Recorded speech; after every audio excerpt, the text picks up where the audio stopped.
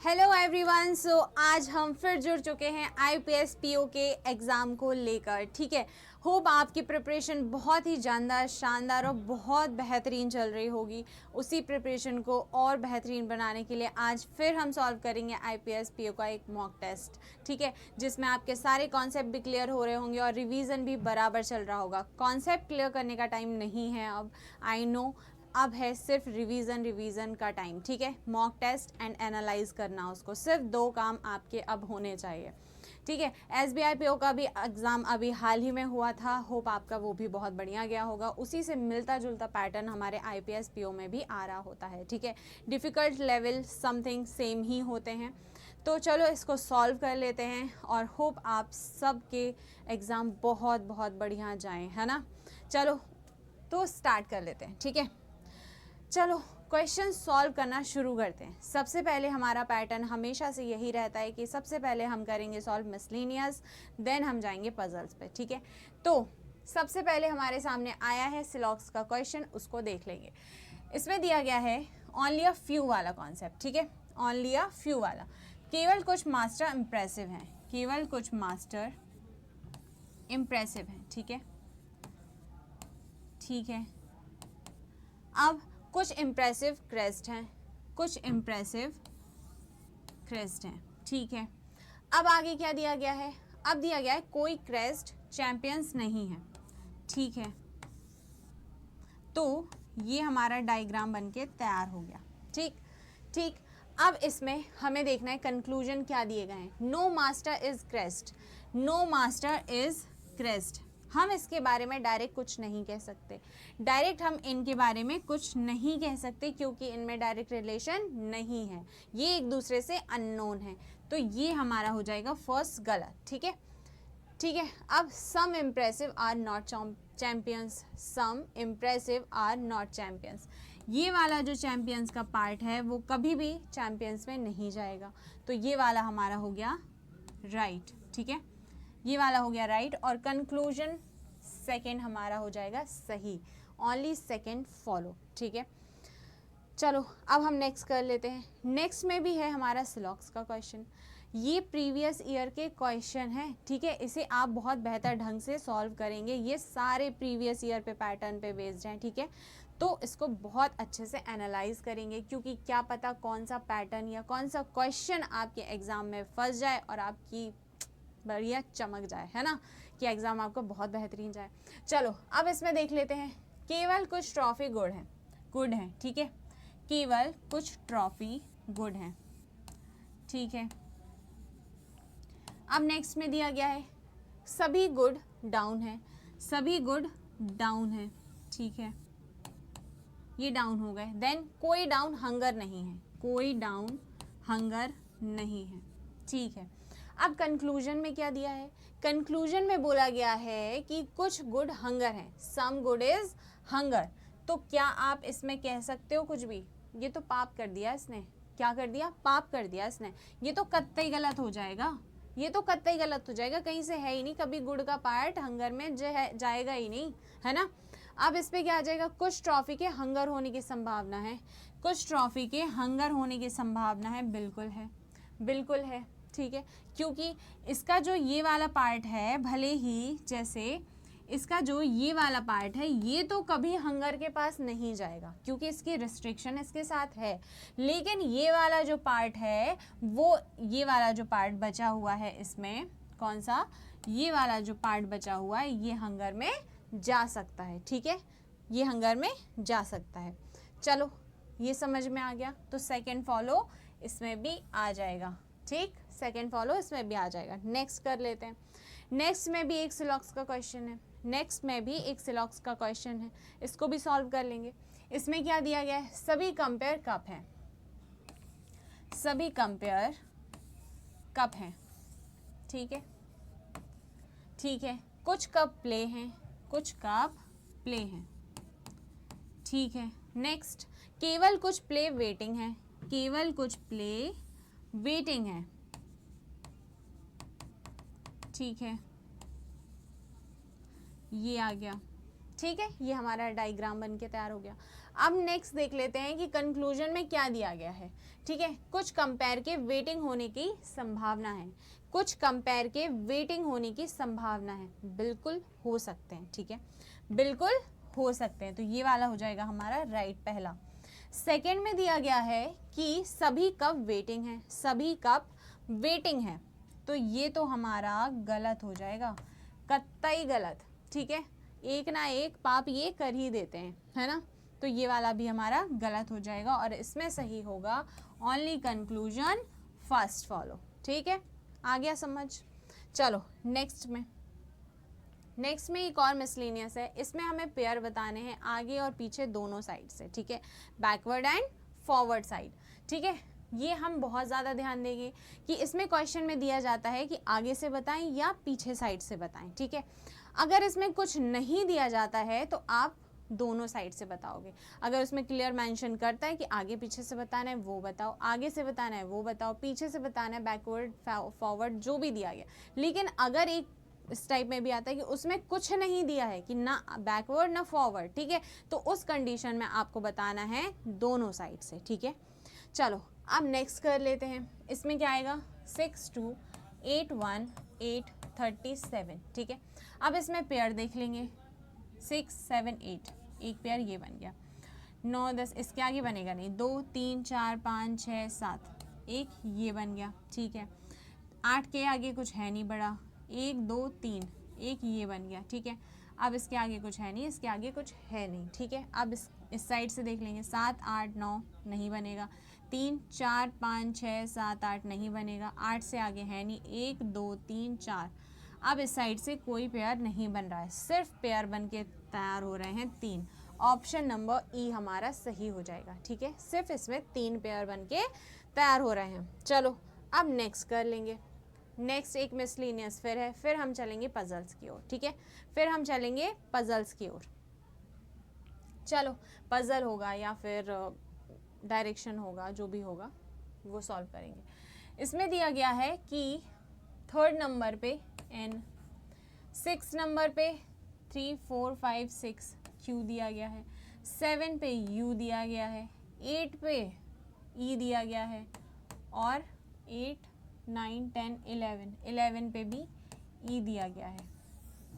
अब बताइए इससे हम कौन सा वर्ड बना सकते हैं, इससे हम कौन सा वर्ड बना सकते हैं।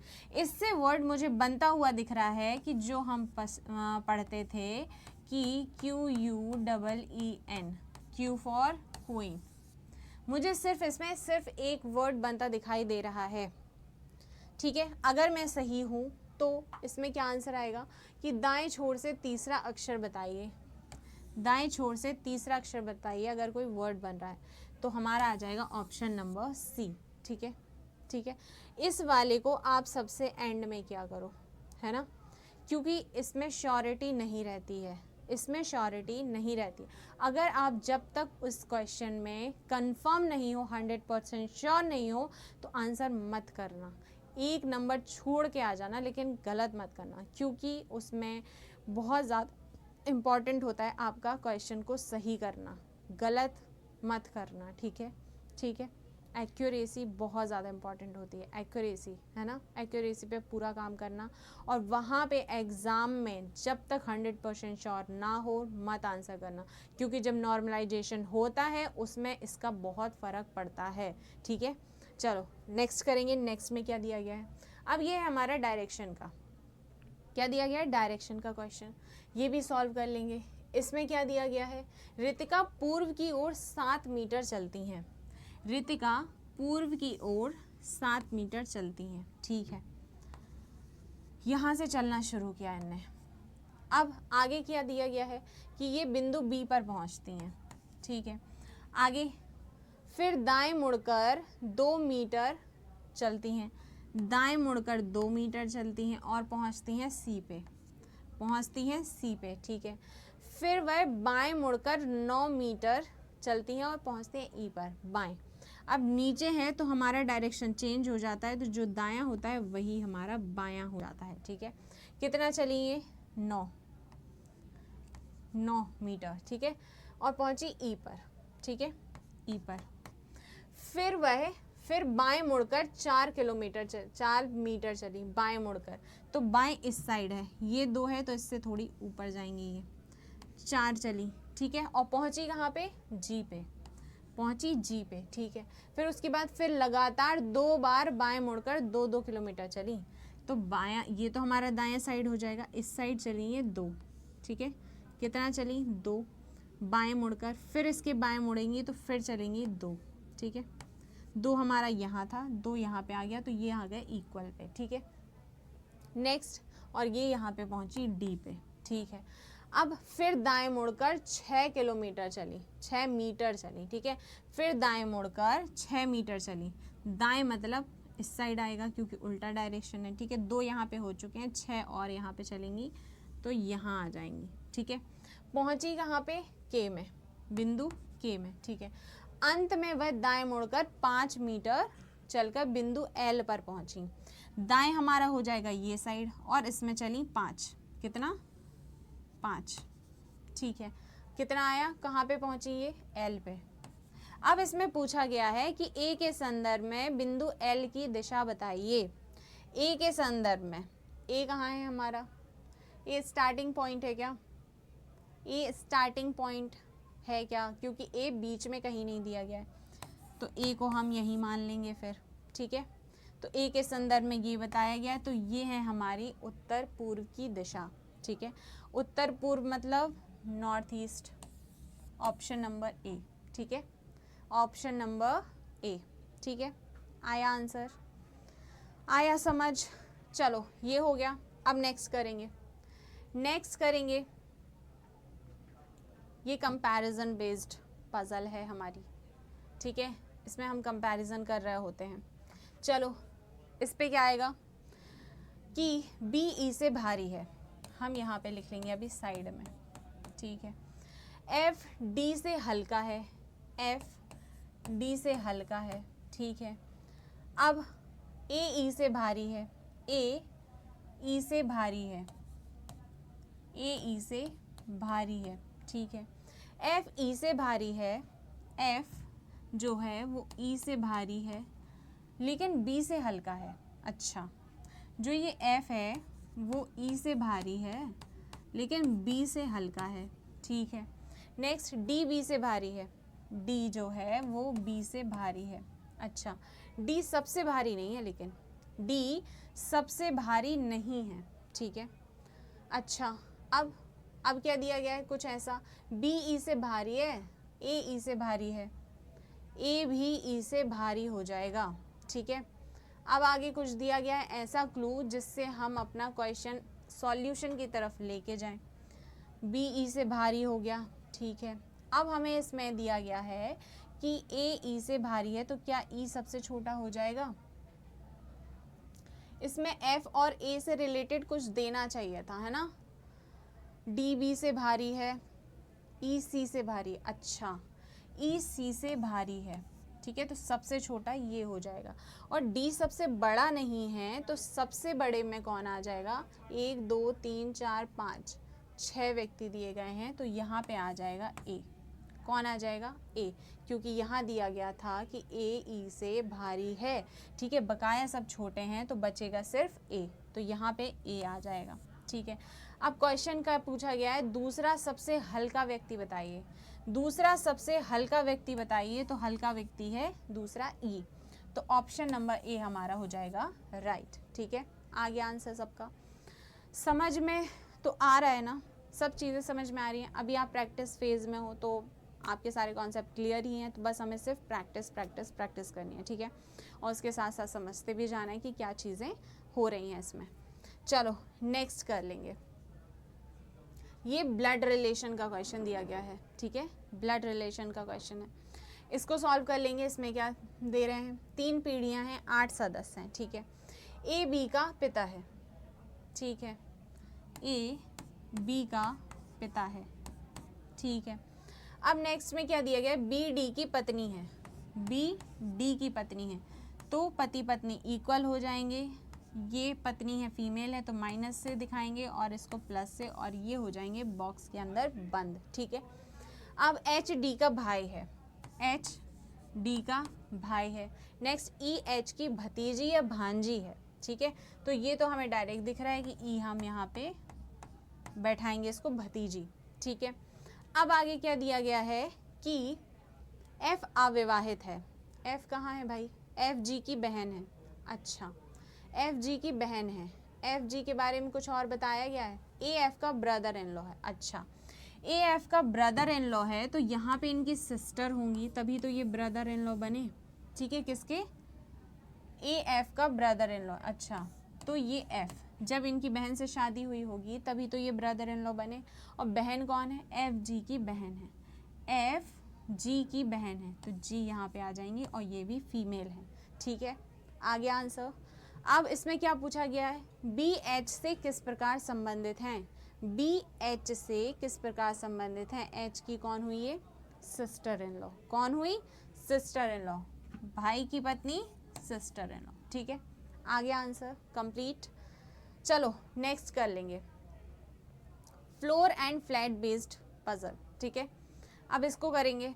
इसमें क्या दिया गया है कि इसमें डायरेक्शंस स्किप हो गए हैं आई थिंक, है ना, मुझे लग रहा है, क्योंकि हमने आगे भी एक क्वेश्चन किया उसमें भी डायरेक्शन स्किप हो गए हैं, बट कोई इशू नहीं है, मैं आपको समझाती हूँ। बल्कि क्वेश्चन पूरा हमारा दिया गया है, ठीक है। डायरेक्शंस बस थोड़े से स्किप हुए हैं, बहुत ज़्यादा नहीं हुए हैं, ठीक है। चलो, 8 व्यक्ति हैं, 4 मंजिल इमारत में रहते हैं, प्रत्येक मंजिल पर 2 फ्लैट हैं, पी एंड क्यू, ठीक है।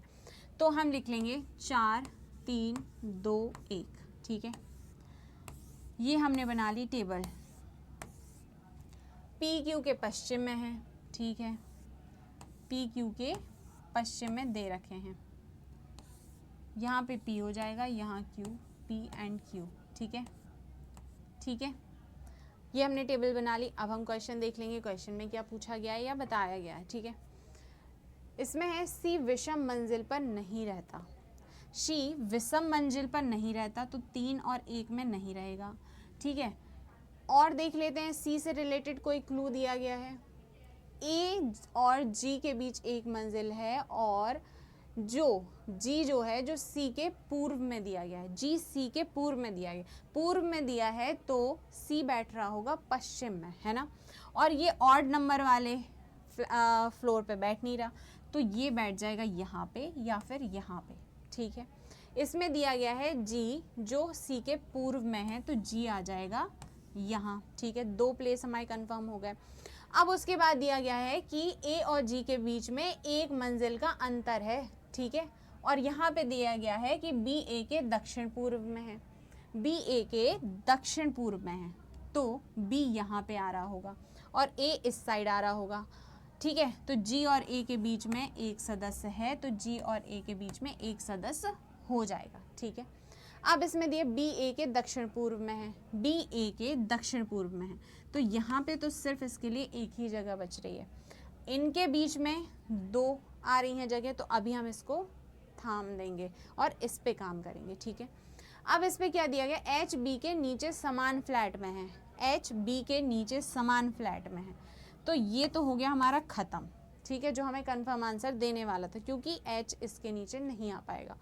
तो इसके नीचे सेम फ्लैट में है तो बी को हम यहाँ रखें और एच को हम यहाँ रख दें क्योंकि वो सेम फ्लैट पे है, ठीक है। आगे आगे क्या दिया? एफ ई के उत्तर में रहता है, एफ ई के उत्तर में रहता है तो हमें दो स्थान ऐसे चाहिए कि जो उत्तर और दक्षिण को इंडिकेट करे। तो यहाँ पे ही एक ऐसा प्लेस है कि जहाँ पे हम दोनों एक साथ बैठा सकते हैं, एफ को ई के उत्तर में बैठा सकते हैं। बचा क्या है हमारा? ए बी सी डी, तो डी हमारा बचा हुआ यहाँ बैठ जाएगा और ये वाला आंसर हो जाएगा सही, ठीक है। इसके लिए मैं क्वेश्चन लेके नहीं आई हूँ, ये ऑप्शन आ गए हैं किसी और, मतलब इसी के ही आए हैं बट किसी क्वेश्चन के ले लिए गए हैं क्योंकि आपसे एक बार पजल सॉल्व हो गई उसके बाद आपको क्वेश्चन सॉल्व करने में जो हमें 4 से 5 क्वेश्चन दिए जाते हैं उसमें प्रॉब्लम नहीं होनी चाहिए, ठीक है। तो हमने यहाँ पे इसको हटा देंगे, ठीक है। हम सिर्फ पजल को सॉल्व करेंगे, उसके बेसिस पे आप आंसर कर सकते हो क्योंकि हमें यही सॉल्व करने में टाइम लगता है, उनको जब हमसे एक बार ये बन गई उसके बाद हमें टाइम नहीं लगता, ठीक है। चलो चलो नेक्स्ट क्वेश्चन देख लेते हैं। इसमें पूरा क्वेश्चन नहीं दिया गया था, इसलिए मैंने इसमें थोड़ा सा कटिंग हो गया था क्वेश्चन, तो मैंने इसमें यहाँ पे साइड में इनके विभाग लिख दिए हैं, ठीक है, इनकी पोजीशंस लिख दिए हैं। इसे पोजीशन बेस्ड पजल बोलते हैं, ठीक है, तो वो हमने यहाँ पे लिख लिया है। अब हम उसके बेसिस पे क्वेश्चन कर लेंगे। चलो, इसमें दिया गया सबसे वरिष्ठ चेयरमैन था और सबसे लोएस्ट क्लर्क था, कनिष्ठ, ठीक है। GD से 3 पद वरिष्ठ हैं। डी से हमारा हिंदी एरर है। अब यहाँ पे क्या दिया गया है कि person junior to D is two more than person senior to E। अच्छा, जो पर्सन जूनियर है D से मोर देन है जो E से सीनियर है। अच्छा ठीक है, G is 3 generation senior to D, ठीक है। GD से 3 पद वरिष्ठ है। GD से 3 पद वरिष्ठ है। हमें इस पे कंडीशन लेनी पड़ेंगी। 2 एक बार यहाँ आ जाएगा और एक बार यहाँ आ जाएगा, ठीक है। चलो अब नेक्स्ट देख लेते हैं कि इसमें दिया गया है कि E से वरिष्ठ व्यक्तियों की संख्या से 2 अधिक है। D से कनिष्ठ 3 है, ठीक है, इससे कनिष्ठ 3 है, तो E से वरिष्ठ हो जाएंगे कनिष्ठ व्यक्तियों की संख्या, E से वरिष्ठ व्यक्तियों की संख्या से 2 अधिक है, ठीक है। E से वरिष्ठ व्यक्तियों की संख्या से 2 अधिक है, तो यहाँ पे 3 है तो यहाँ पे सिर्फ 1 आएगा, तो E यहाँ आ जाएगा।